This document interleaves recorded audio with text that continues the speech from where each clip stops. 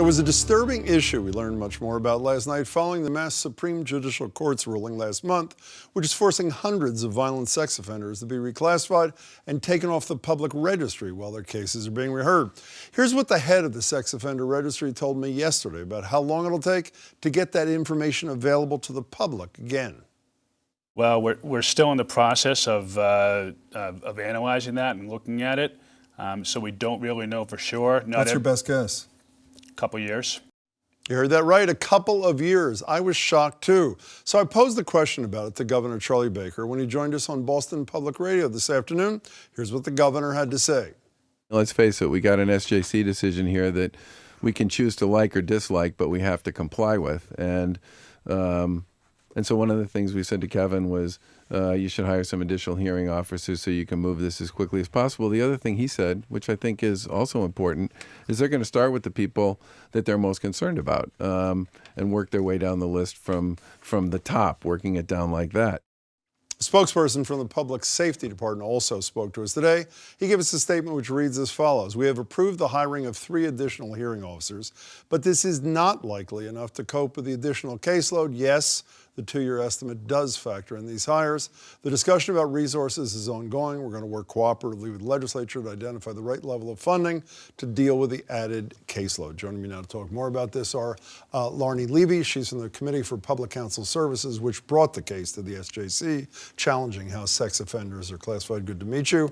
Lori Guidry is president of the Center for Integrative, is that how you pronounce that? Yes. Psychological Services. She's a clinician who works with sex offenders. Good to see you again. Thank you. 2, you brought the litigation in. Well, I mean, your agency did. Well, I know your obligation is your client. Are you troubled by the consequences of the SJC's decision? Well, first of all, I want to clarify that Attorney Brandon Campbell brought this case on behalf of a private client. This wasn't a class action that CPCS brought. But through your agency, but it was a court-appointed case. Well, whoever brought it. Yeah, okay, fine. And it's not a... No, we're not surprised. The SORB has been told by the SJC any number of times that they need to update their regulations to reflect best practices, and they haven't done it. The SJC considered that, as well as a number of other factors, to say we need to make sure that classification levels that people are not being overclassified. But is it not fair to say of the decision that by protecting the due process rights of sex offenders, one is taking away the due process rights of victims and possible victims? That's a pretty fair statement, isn't it? I wouldn't agree with that. First of all, I think the public has a misperception that people who offend sexually are likely to reoffend. And in fact, the reoffense rates... That's the whole point of the classification system. But the reoffense rates are very low. So we have reoffense rates overall of 13.7%, and yet the SORB, the Sex Offender Registry Board, is classifying over 76% of their individuals are classified as moderate and high risk of reoffense. Level 2 and level 3. Level 2 and 3, and so it doesn't sync with the classification, with the actual recidivism rate. So, Lori, that's my understanding that you share too, is that the whole classification system is out of whack. Do you agree with that notion? Well, I think certainly there's a shared value that what we want to do is do this right and get it right.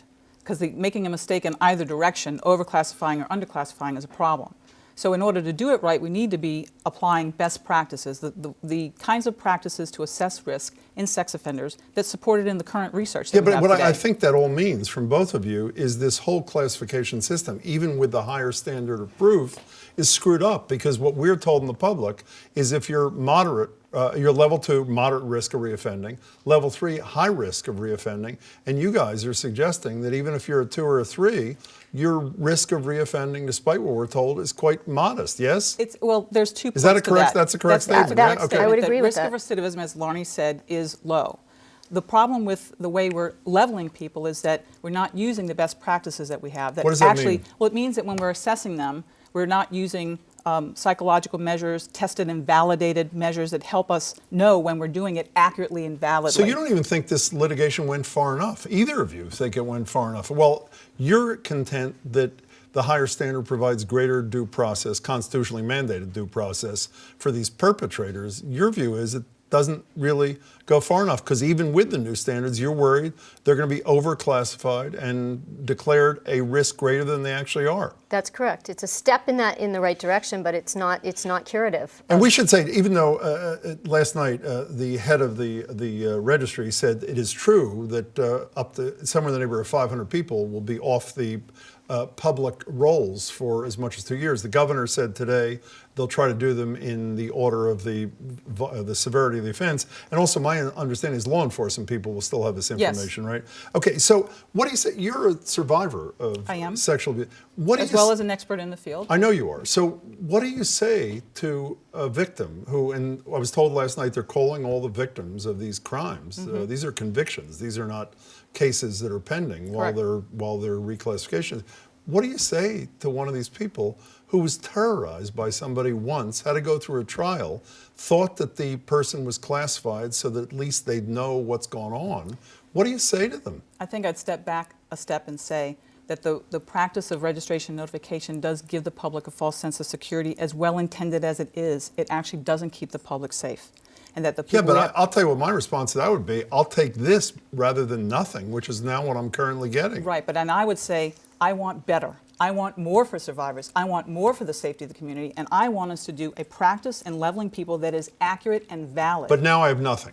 Right now, I have absolutely nothing. Victims have nothing, and the next door neighbor who doesn't Jim, even know that the sex right offender now you also is the have next door neighbor has nothing. Right now, you have a practice that is not accurately leveling in the first Understood. place. Laurie, And your I'm sorry. your premise is that it helps people to know that somebody is a high level of risk of reoffense. They have a statutory right to know whether it helps them or not. They have a right to But know under it's Massachusetts statute. only constitutional to the extent that it has some public safety value. And what I'm saying is that if you classify somebody as a level 3 high risk, but they don't pose a high risk, then you're creating this anxiety.